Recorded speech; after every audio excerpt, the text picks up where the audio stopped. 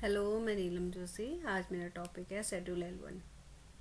Schedule L1 के अंदर 15 points आते हैं, तो कुछ पॉइंट हम आज डिस्कस करते हैं और कुछ पॉइंट हम नेक्स्ट वीडियो में डिस्कस करते हैं। तो स्टार्ट करते हैं शेड्यूल L1। तो शेड्यूल एल जो हमारा है वो ओमिट हो चुका है, तो आज हम बात कर रहे हैं शेड्यूल L1 की। आपको मैंने पहले वाली वीडियोज में बताया था कि जो हमारे शेड्यूल एल है, जो ए से लेके वाई तक आते हैं शेड्यूल्स, उसमें जो शेड्यूल एल है वो हमारे आते हैं रूल्स के अंदर। तो ये हमारा क्या है, शेड्यूल्स टू रूल। तो आज हम बात कर रहे हैं शेड्यूल्स टू रूल में L1 की। तो जिसमें आता है GLP एंड रिक्वायरमेंट और प्रीमाइसेस एंड इक्विपमेंट। तो इसका जो पॉइंट है वो है जनरल रिक्वायरमेंट, पहला पॉइंट। इसमें हमारी ऑर्गेनाइजेशन, लेबोरेटरी, जिस भी एंटिटी का पार्ट है वो लीगली ऑथराइज होनी चाहिए। कहने का मतलब है कि हमारी जो ऑर्गेनाइजेशन है वो लीगली ऑथराइज होनी चाहिए। वो जिस लैंड में बनी है वो भी लैंड हमारी ऑथराइज होनी चाहिए। दूसरा पॉइंट आता है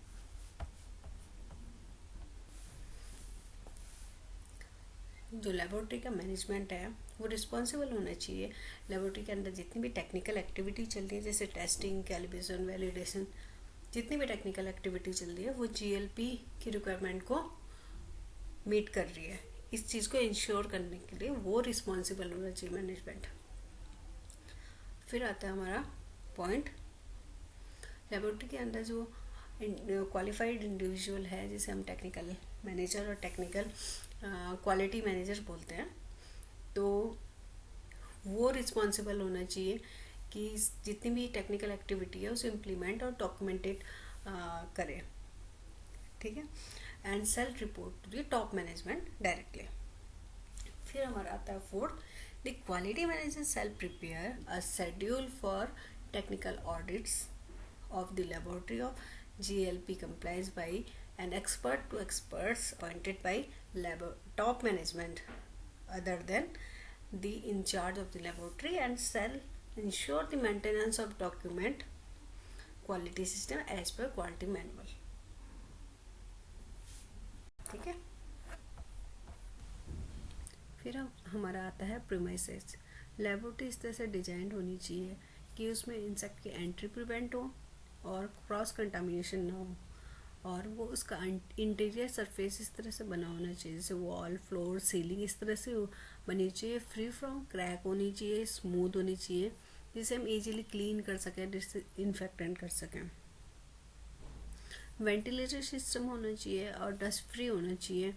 लेबोरेटरी में जो लाइटिंग और वेंटिलेशन की जो फैसिलिटी है वो प्रॉपर होनी चाहिए। ठीक है। टेम्परेचर और ह्यूमिडिटी मेंटेन होनी चाहिए, बिकॉज उसका रीज़न ये है कि अगर टेम्परेचर ह्यूमिडिटी मेंटेन नहीं होती है तो हमारी जो टेस्टिंग है उस पर एडवर्स इफेक्ट पड़ सकता है, और जो इंस्ट्रूमेंट है उसकी एक्यूरेसी पे भी एडवर्स इफेक्ट पड़ सकता है। तो वो हमारा मेंटेन होनी चाहिए। लैब के अंदर जितनी भी ड्रेनेज फैसिलिटी है वो प्रॉपर मेंटेन होनी चाहिए। वाटर लॉगिंग को का भी प्रिवेंशन होना चाहिए। जितने टेबल टॉप्स यूज होते हैं वो सारे एल्कलाई, एसिड और सॉल्वेंट रेजिस्टेंट मटेरियल से बने होने चाहिए, स्मूथ होने चाहिए।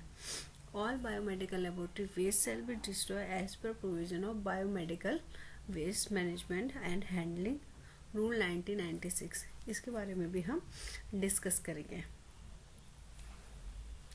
और जितने भी इक्विपमेंट है उनके लिए जो स्पेस, तो इक्विपमेंट के लिए स्पेस, एडुकेट स्पेस तो होना चाहिए। उसके साथ साथ जितनी अदर यूटिलिटीज है, जैसे वाटर, पावर, गैस, इनके लिए भी स्पेस होना चाहिए। हमारे जितने वर्किंग स्टैंडर्ड, रेफरेंस स्टैंडर्ड हैं, उनके लिए प्रॉपर स्पेस और स्टोरेज कंडीशन प्रोवाइड होनी चाहिए, और उसकी SOP मेंटेन होनी चाहिए। The air circulation is maintained in the area where sterility test is carried out as per Schedule M. Bioburden shall be routinely maintained in control of uncontrolled area, airlocks. Example, animal house. In case किसी laboratory में animal house present होता है तो के लिए उस laboratory को approval लेना पड़ता है CPCSE से। CPCSE committee for the purpose of control and supervision of experimental on animals. और कोई भी न्यू एनिमल्स अगर लेके आते हैं तो उसके लिए क्या है, क्वारंटाइन करने के लिए प्रॉपर अरेंजमेंट होना चाहिए और प्रोविजन होता है क्लीन कॉरिडोर और डर्टी कॉरिडोर का भी। और अगर डिजीज़ एनिमल है तो उसे प्रॉपर डायग्नोस होना चाहिए और उसकी जो प्रॉपर ट्रीटमेंट का रिकॉर्ड भी मेंटेन होना चाहिए। डिफरेंट टाइप के एनिमल्स का हाउस सेपरेट होना चाहिए और विथ प्रॉपर आइडेंटिफिकेशन के साथ, ठीक है। एनिमल से रिलेटेड जितनी सारी चीज़ें होती हैं, जैसे उसकी care, breeding, maintenance, cleaning, sanitation, तो उन सारी चीज़ों की SOP मेंटेन होनी चाहिए।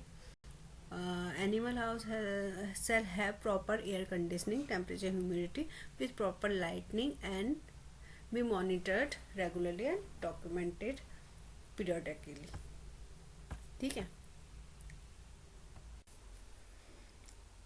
तीसरा आता है पर्सनल में हमारा आ जाता है लेबोरेटरी के अंदर जो स्टाफ मेंबर हैं उनको जो ड्यूटी असाइन की है उनकी क्वालिफिकेशन उससे रिलेटेड होनी चाहिए, उनकी ट्रेनिंग होनी चाहिए और उनके पास उससे रिलेटेड एक्सपीरियंस होना चाहिए। स्टाफ मेंबर की जो ट्रेनिंग रिकॉर्ड्स हैं वो मेंटेन होनी चाहिए और जो हमारे हेड ऑफ द लेबोरेटरी है उनके पास हायर प्रोफेशनल एक्सपीरियंस होना चाहिए ड्रग एनालिसिस पे और लेबोरेटरी मैनेजमेंट पे।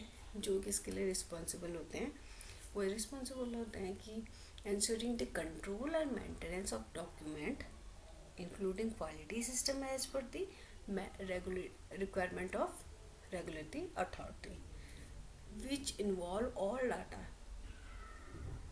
raw data, SOP, documentation, protocol, exhibits, training chart, etc.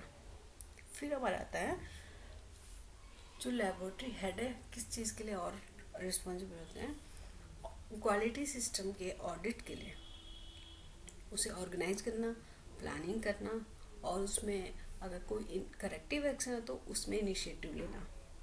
Laboratory के अंदर कोई कंप्लेंट्स आ जाती है उसको इन्वेस्टिगेट करना और अगर कोई सैंपल फेल होता है तो उसकी रिस्पॉन्सिबिलिटी लेना।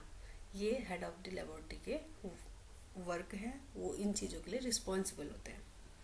फिर हमारा आता है इक्विपमेंट में आता है हमारा कि लेबोरेटरी में डिफरेंट टाइप के सारे इक्विपमेंट प्रेजेंट होने चाहिए जो डिफरेंट एक्टिविटी के लिए यूज होते हैं। फिर आता है the analytical instrument shall be house in the dust free environment.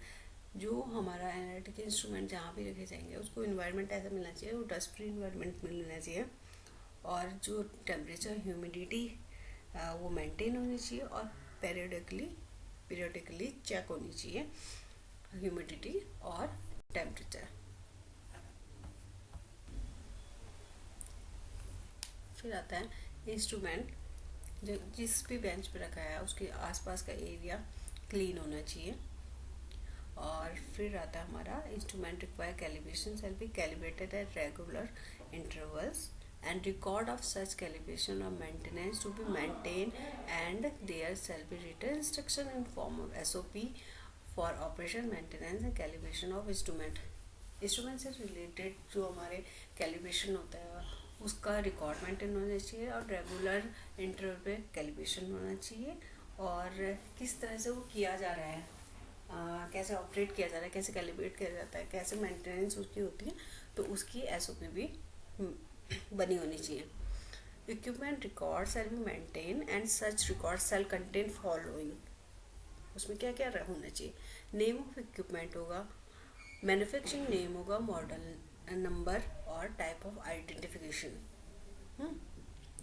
Serial number होना चाहिए, डेट और which equipment receive in laboratory, जब रिसीव किया है लेबोरेटरी में, current location, condition when receive, copy of manufacturing operating instruction, frequency of calibration, frequency of maintenance, log book, day to day entry होनी चाहिए, staff responsible for the monitoring the calibration maintenance status of equipment, equipment में जो analyst काम कर रहा है वो responsible होगा कि उसकी मॉनिटरिंग करने के लिए कि कैलिब्रेशन और मेंशन है या नहीं है, मेंटेनेंस ऑफ स्टेटस, उसका जो स्टेटस है उसमें मेंशन करने के लिए, कैलिब्रेशन रिकॉर्ड के लिए, ठीक है, लिस्ट ऑफ ऑथराइज यूजर और ऑपरेशन, अगर किसी इंस्ट्रूमेंट में ज़्यादा यूजर वर्क कर रहे हैं उसकी लिस्ट रखना, history of any damage, malfunction, modification और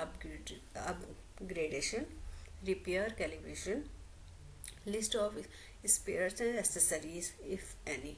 ठीक है, अब जब भी कोई इंस्ट्रूमेंट आपका काम सही से नहीं कर रहा है, उसमें प्रॉब्लम आ रही है, तो उसे रिपेयर करते हैं, रिपेयर करने के बाद उसे कैलिब्रेट करते हैं। तो ये हमारा शेड्यूल L1 के अंदर ही आता है। तो ये बहुत अच्छा क्वेश्चन भी है और ये हमें पता होना चाहिए। इस शेड्यूल L1 के अंदर हमारा ये पॉइंट आता है कि अगर इंस्ट्रूमेंट में हमारे कोई प्रॉब्लम होती है, डैमेज होता है, कुछ मॉडिफिकेशन होता है, अपग्रेडेशन होता है, तो उसे करने के बाद या वो रिपेयर हो जाता है, उसके बाद पहले इंस्ट्रूमेंट को कैलिब्रेट करते हैं, देन उसके बाद यूज करते हैं। ठीक है, और अगर उससे रिलेटेड कोई एसेसरीज है, स्पेयर्स है, उसकी लिस्ट भी मेंटेन होनी चाहिए। A progress register for non-functional equipment and action for procurement of spare and accessories, mounting thereof shall be maintained. ठीक है, standard operating procedure for preventive maintenance of machine or equipment apparatus shall be prepared by the laboratory. SOP इसकी भी maintain होनी चाहिए, preventive maintenance की। ठीक है, other equipment such as burette, pipette, volumetric flask, weigh box, thermometer, etc. shall be thoroughly checked for accuracy of calibration before acceptance for use. इन्हें use करने से पहले सबका क्या होना चाहिए, एक्यूरेसी कैलिब्रेशन होना चाहिए। किसका, पाइपेट का यूज करते हैं, ब्यूरेट का यूज करते हैं, वॉल्यूमेट्रिक फ्लास्क का, वे बॉक्स का, थर्मोमीटर, इन सब का। ठीक है, फिर आता है हमारा maintenance procedure in the form of SOP must be prepared and regular service must be perform by the maintenance engineer specialist. फिर हमारा आता है equipment instrument giving enormous result or defective must be labeled as out of order till they are repaired, and after instrument repair it should be calibrated before use.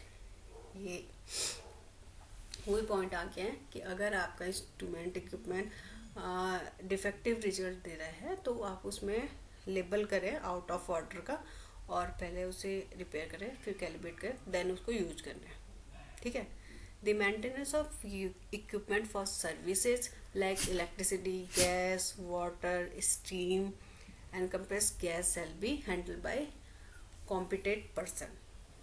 ठीक है, autoclave must meet the requirement prescribed for operations, safety and validation procedure, and the validation carried out by the laboratories shall be recorded.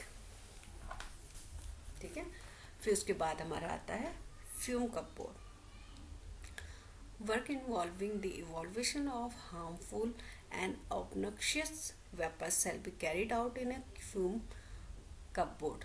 तो हमारा fume cupboard ये होना चाहिए, ये safety purpose से भी बहुत अच्छा है, और जितनी भी हमारी हार्मफुल और ऑब्नॉक्शियस वेपर्स है वो इसको कैरी आउट कर लेता है। तो और इसका एग्जॉस्ट सिस्टम हमें चेक करना चाहिए फ्रिक्वेंटली, इसको इंश्योर करना चाहिए कि हमारा जो एग्जॉस्ट सिस्टम चल रहा है वो प्रॉपर ऑर्डर पे चल रहा है।